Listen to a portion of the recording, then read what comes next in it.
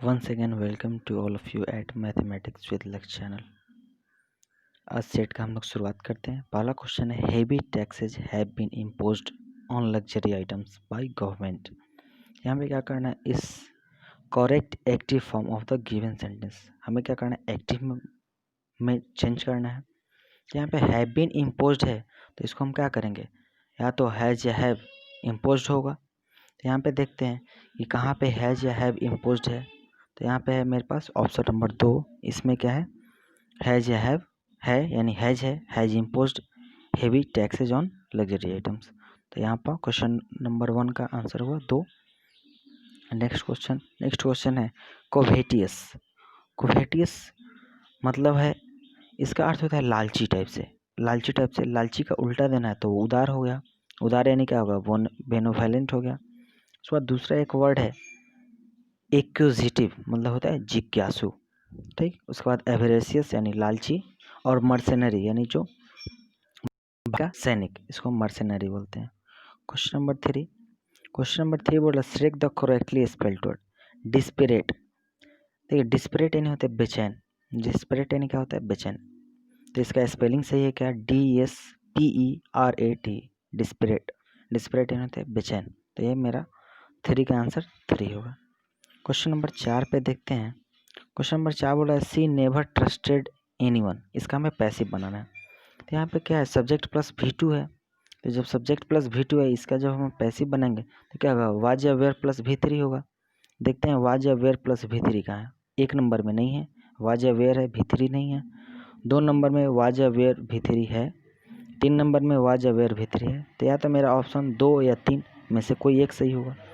तो यहाँ पे देखते हैं सी नेवर ट्रस्टेड एनीवन। तो एनीवन को यदि हम सब्जेक्ट अब बनाएंगे तो क्या हो जाएगा, no one was ever trusted by her, क्योंकि सी का क्या हो जाएगा, सी का बाई हर होगा। अब बाई हर के भी तरफ से चले, 3 और 4 था तो 4 तो होगा नहीं, मेरा ऑप्शन क्या बच जाएगा, 3। नेक्स्ट क्वेश्चन चलते हैं। क्वेश्चन नंबर 5 बोलता है टैकी टर्न। देखिए टैकी टर्न यानी क्या होता है ना, कम बोलने वाला, ठीक। तो जो कम बोलने वाला होता है उसको साइनो देना है, तो उसको बोलते हैं रेटिसेंट। रेटिसेंट यानी क्या होता है, कम बोलना। यहाँ पे एक वर्ड है फ्लेगमेटिक। फ्लेगमेटिक यानी होता है ऐसा व्यक्ति जो बहुत ही सुस्त हो, आलसी हो, इस सेंस में होता है फ्लेगमेटिक। फ्लेगमेटिक यानी हम बोल सकते हैं स्लगिस, SLUGGIS, स्लगिस यानी जो धीमा टाइप से काम कर रहा है या इनएक्टिव वे में हो। टॉकेटिव यानी होता है बहुत ज़्यादा बोलने वाला, टॉकेटिव। गैरुलस, लोकेसियस बोल सकते हैं। उसके बाद है प्लेसिड। प्लेसिड यानी होता है काम, CALM, काम यानी शांत। तो प्लेसिड यानी काम, शांत। तो मेरा क्या होगा, 5 का आंसर हो गया 3। टैकीटर्न का साइनो क्या होगा, रेटिसेंट। अब देखिए क्वेश्चन नंबर 6। क्वेश्चन नंबर 6 क्या बोल रहा है, a mountaineer has to walk the tight rope edge, यानी because a small slip can prove be fatal. देखिए फैटल नहीं क्या होता है, ड्रेडफुल, भयानक। यानी बोल रहा है कि एक माउंटेनियर को अच्छे तरह से चलना होता है, नहीं तो छोटा सा भी मिस्टेक उसको क्या करेगा, बहुत ही घातक होगा। बोल रहा है वॉक द टाइट रोप, इसका अर्थ होता है बहुत ही सजग रूप से, ठीक। वॉक द टाइट रोप का अर्थ होता है बी वेरी कॉशस, यानी बहुत ही ध्यान से, सावधानी से कोई काम करना, वो होता है walk the tight rope. Question number 7 क्या है मेरा, ये है सेंटेंस अरेंजमेंट। देखिए सेंटेंस अरेंजमेंट क्वेश्चन बनाने के लिए हम लोग को यहाँ पे क्या है, देन से सेंटेंस का शुरुआत तो होगा नहीं। An entire township Jharia is to be relocated because of the uncontrolled underground fires. तो यहाँ पे देखिए, यहाँ पे जो है ना एन इंटायर टाउनशिप, फिर यहाँ पे एक तरह से कॉमा है, और झड़िया के बाद भी एक कॉमा होगा, ठीक है। अब यहाँ पे टाउनशिप के बाद एक कॉमा होगा और झड़िया के इज के पहले एक कॉमा होगा, ठीक है। यहाँ पे मिस प्रिंट है। अब यहाँ पे क्या होगा, ये झरिया मेरा क्या होगा, अब सब्जेक्ट हो जाएगा, क्योंकि जब कोई भी सेंटेंस के बीच में अगर 2 कॉमा रहे तो वो उस चीज़ को हम क्या करते हैं, पहले लिखते हैं। तो अब ये जो बात होगा ये सब झरिया के बारे में हो रहा है, तो यहाँ पे झरिया मेरा सब्जेक्ट होगा, ठीक है। Jharia and entire township is to be relocated because of the uncontrolled underground fires, ठीक है। तो यहाँ पे झरिया के बारे में बात हो रहा है। अब देखिए दीज फायर्स, तो कौन से फायर्स, और उसके बाद आ रहा है दिस इज ए ग्रेव, ठीक है। तो यहाँ पे ओवरऑल हम कंक्लूजन निकालें तो बी से मेरा सेंटेंस का शुरुआत होगा, ठीक। और यहाँ पे देखते हैं कि ऑप्शन बी से कितना है, तो बी के बाद सी है और बी के बाद डी है, यानी ऑप्शन नंबर 1 और 4, बी के बाद सी है और बी के बाद डी है। तो देखिए बी हम लोग पढ़ें कि एन इंटायर टाउनशिप, ये जो पूरा टाउनशिप है, ये टाउनशिप कौन सा है, झरिया, झरिया जो कि झारखंड में है, is to be relocated because of the uncontrolled underground fire.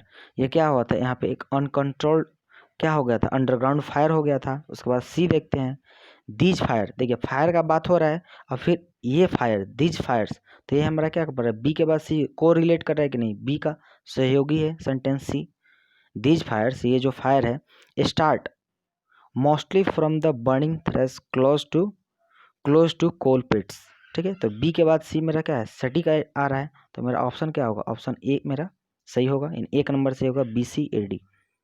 Question number 8 चलते हैं। क्वेश्चन नंबर 8 क्या बोल रहा है, द सीप सेल्ड, देखिए सेल यानी होता है खेना, जैसे सीप को क्या किया जाता है, खिया जाता है, ठीक है। The ship sailed smoothly owing to dash wind, तो देखिए सीप को हम किस समय खो सकते हैं, स्मूथली कब खे सकते हैं, जब वो क्या हो, फेवरेबल हो, मतलब अच्छा हवा हो तो अच्छे हवा को यहाँ पे क्या बोल जाएगा, फेवरेबल, ठीक है।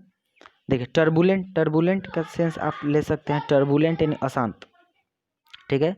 और टेम्पचुअस यानी होता है तूफान, और बाइस्ट्रेस यानी होता है उपद्रवी, ठीक है। तो यहाँ पे हमें क्या होगा, फेवरेबल होगा, मेरे अनुसार होगा, यानी वैसा वाइंड होगा जो क्या करे, सीप को आसानी से खे दे, स्मूथली खे, तो इसके लिए क्या होगा, फेवरेबल होगा, फेवरेबल कंडीशन, ठीक है। फेवरेबल कंडीशन भी होता है यानी अच्छा स्थिति। क्वेश्चन नंबर 9 बोल रहा है द बिग फार्मर्स, ठीक है, जो बड़े फार्मर हैं, विद डीपेस्ट ट्यूबवेल्स, देखिए यहाँ पे द बिग फार्मर्स विद, यहाँ पे विद सही है, ट्यूबवेल के साथ, जो क्या है, स्टील है वाटर, जो उनके पास पानी है, बट लेकिन मेनी अदर्स फेस ए वाटर क्राइसिस, लेकिन बहुत सारे लोग क्या कर रहे हैं, वो पानी के संकट से जूझ रहे हैं।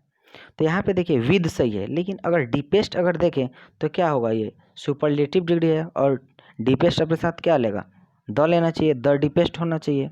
लेकिन अगर उस क्रम को अगर हम चेंज करें तो यहाँ पे देखिए विद मेरे पास एक ही है ऑप्शन नंबर 4 में, तो मेरे पास तो इम्प्रूवमेंट तो होगा ही, तो अब क्या मेरे पास ऑप्शन बचा विद डीपर ट्यूबवेल्स, ठीक है।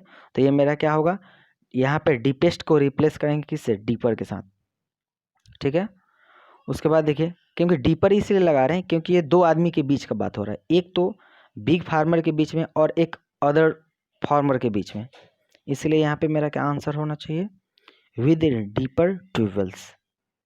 क्वेश्चन नंबर 10 देख रहे हैं। क्वेश्चन नंबर 10 क्या बोल रहा है, the boss is going to blow his top, boss क्या होगा, going to blow his top when he discover the blatant mistake in the balance sheet, देखिए कोई भी बॉस है गुस्सा होगा, ठीक है।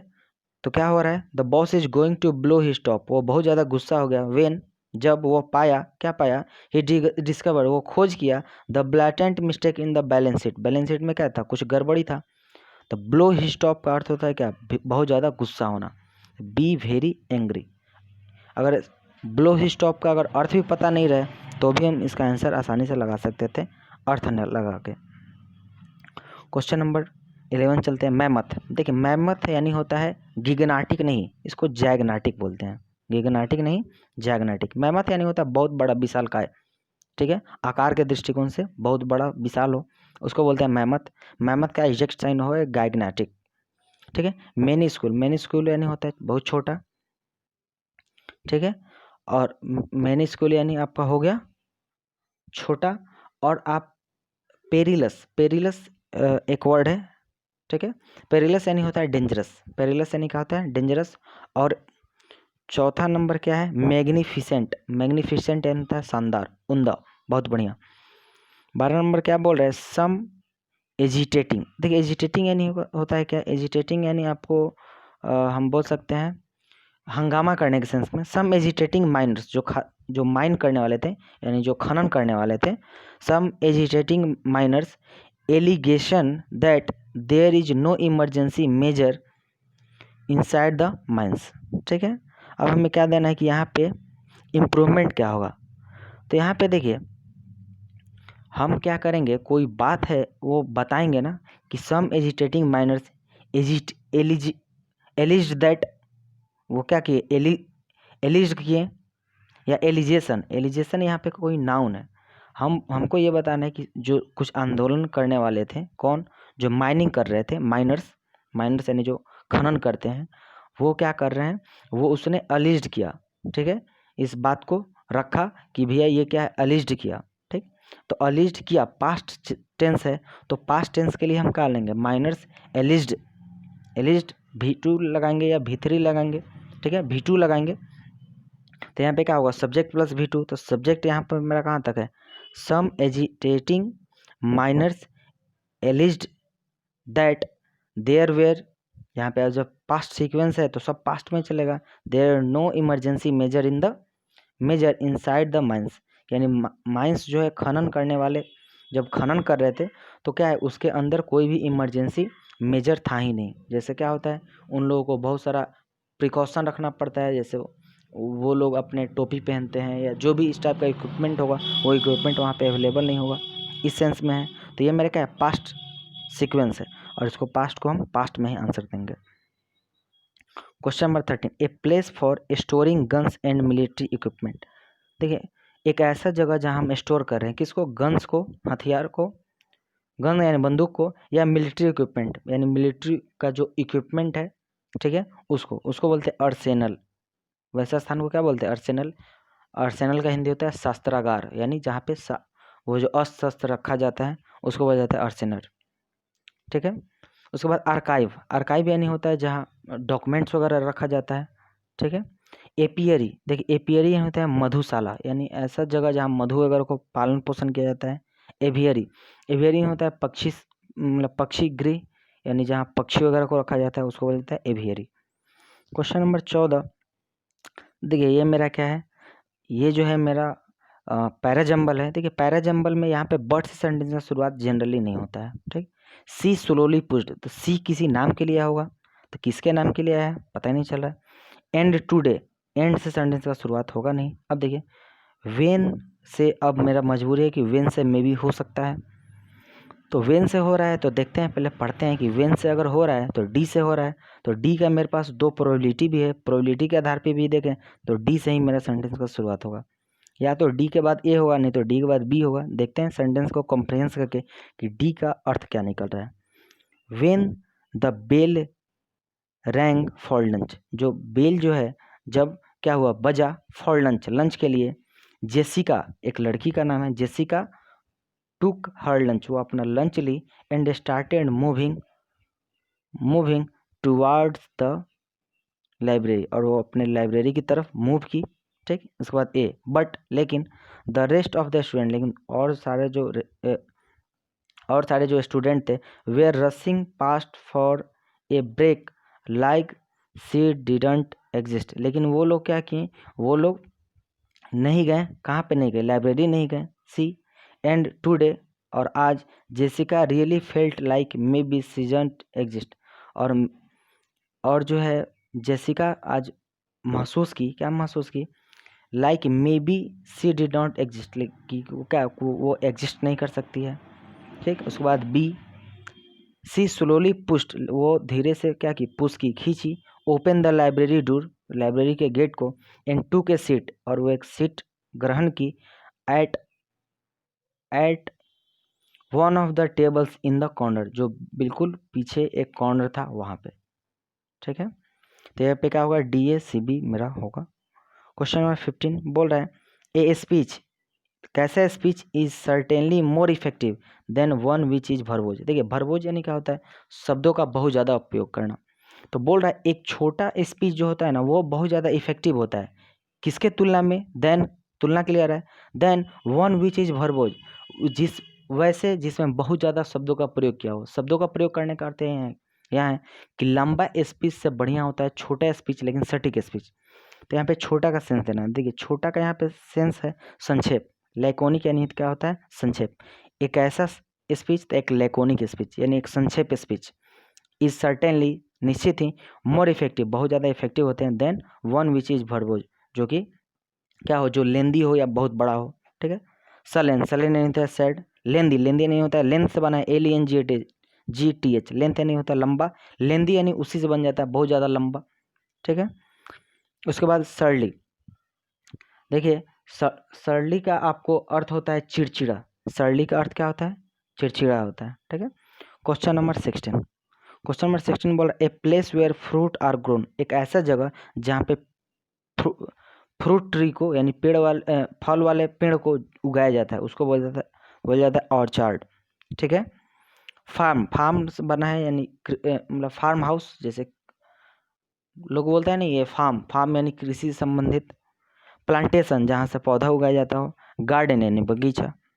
क्वेश्चन नंबर 17 बोल रहा है the length of a male, जो लेंथ है of a male swallow's tail reveal, बोल रहा है कि इसमें से कौन सा जो सेंटेंस का पार्ट है वो मेरा क्या है, यहाँ पे एरर है।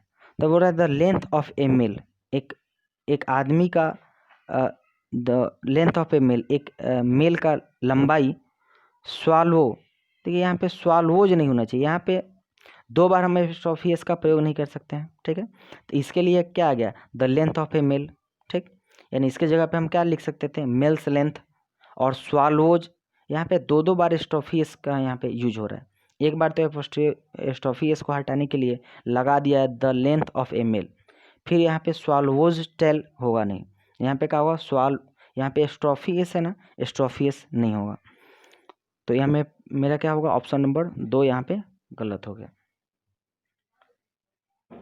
ठीक है, उसके अलावा एक और अगर हम देखें तो दूसरा इसमें एरर मिल सकता है द लेंथ, यहाँ पे क्या है the length of a male, यहाँ पे देखिए ए मेल है और उससे पहले क्या है द लेंथ है, तो द लेंथ, द प्लस कुछ भी होता है वो तो नाउन रिप्रेजेंट करता है, द लेंथ, तो द लेंथ यहाँ पे मेरा नाउन है, तो इस नाउन के लिए मेरा वर्ब क्या आना चाहिए, रिवील आना चाहिए, रिवील्स आना चाहिए, तो ओबियसली रिवील्स आना चाहिए। क्वेश्चन नंबर 18 बोल रहा है माई फादर डिसुएडेड मी, ठीक है, to try for a job because he wanted me to pursue higher studies. तो यहाँ पे देखिए डिसुएडेड विद लेता है, डिसुएडेड अपने साथ जो प्रीपोजिशन लेगा वो क्या लेगा, विद लेगा, तो माई फादर डिसुएडेड मी, टू के जगह पे क्या होगा with trying for a job. ठीक है, तो यहाँ पे क्या होगा डिसुएडेड अपने साथ क्या लेगा, विद लेगा, और यहाँ पे टू को रिप्लेस क्या करके विद, और जैसे ही विद आया तो विद मेरा क्या है, एक प्रीपोजिशन है, और प्रीपोजिशन अपने साथ क्या लेता है, बिफोर लेता है, या जीरंड लेता है, या नाउन लेता है, तो ट्राई का जीरंड क्या हो जाएगा, ट्राइंग हो जाएगा। Question number 19 exhibition, EXHIBITION, exhibition होता है प्रदर्शन। ठीक है, अब देखिए question number affliction, AFFLICTION, affliction होता है दुख पीड़ा। ठीक है, उसके बाद है वोलिशन, VOLITION, वोलिशन होता है स्वेच्छा, और ट्यूशन TUTION, ये गलत है, सही क्या होगा TUITION, ट्यूशन। 20 नंबर देखते हैं, 20 नंबर है क्रूशियल। देखिए क्रूशियल यानी क्या होता है, बहुत ही महत्वपूर्ण चीज़, इसका हमें एंटो देना है, तो एंटो क्या हो जाएगा, ट्रिवियल महत्वहीन, इंपेरेटिव यानी होता है महत्वपूर्ण, उसके बाद क्रिटिकल यानी होता है आलोचनात्मक। ठीक है, कॉम्प्रिहेंशन का हम एक आज अलग वीडियो बनाएंगे। ठीक, आई होप आप लोग को यहाँ तक समझ में आया होगा। Thank you to all of you.